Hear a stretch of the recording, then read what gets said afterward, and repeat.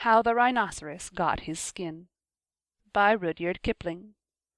Once upon a time, on an uninhabited island on the shores of the Red Sea, there lived a Parsee from whose hat the rays of the sun were reflected in more than oriental splendor.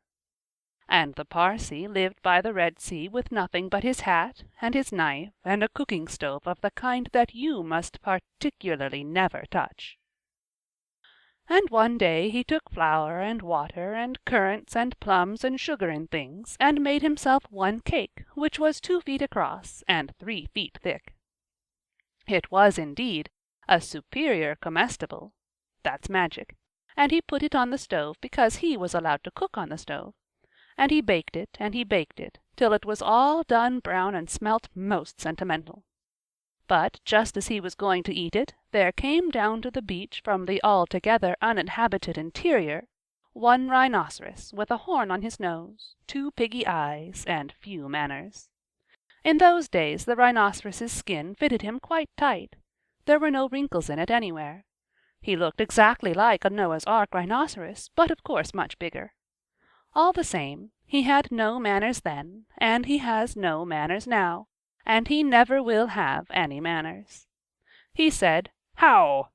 and the Parsee left that cake and climbed to the top of a palm tree with nothing on but his hat, from which the rays of the sun were always reflected in more than oriental splendor.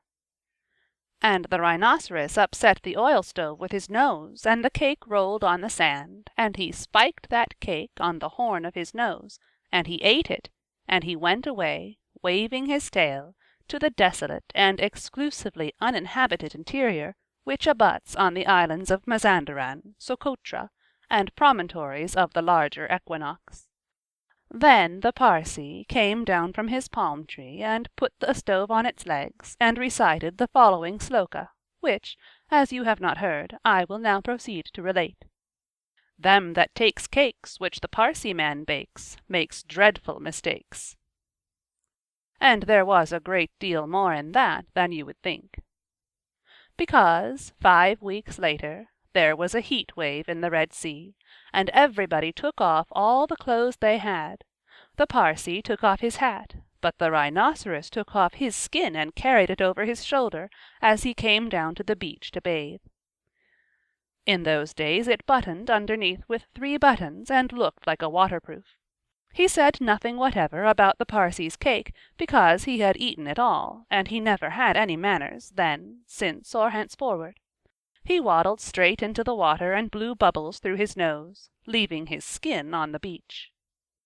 Presently the Parsee came by and found the skin, and he smiled one smile that ran all round his face 2 times. Then he danced 3 times round the skin and rubbed his hands. Then he went to his camp and filled his hat with cake crumbs, for the Parsee never ate anything but cake, and never swept out his camp.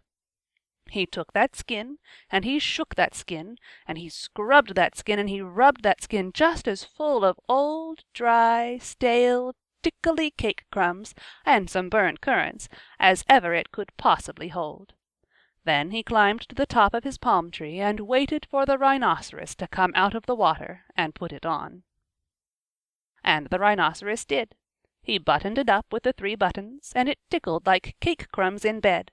Then he wanted to scratch, but that made it worse, and then he lay down on the sands and rolled and rolled and rolled, and every time he rolled the cake crumbs tickled him worse and worse and worse. Then he ran to the palm tree and rubbed and rubbed and rubbed himself against it.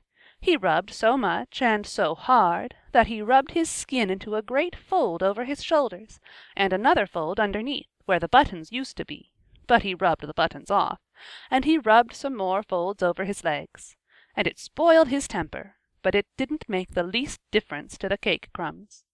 They were inside his skin, and they tickled. So he went home, very angry indeed and horribly scratchy, and from that day to this every rhinoceros has great folds in his skin and a very bad temper, all on account of the cake crumbs inside.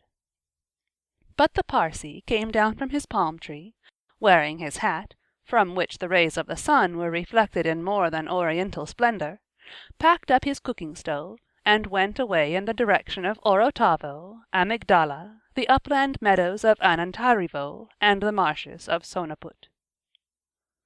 This uninhabited island is off Cape Gardaful, by the beaches of Socotra and the pink Arabian Sea, but it's hot, too hot from Suez, for the likes of you and me, ever to go, in a P&O, and call on the cake Parsee. End of How the Rhinoceros Got its Skin.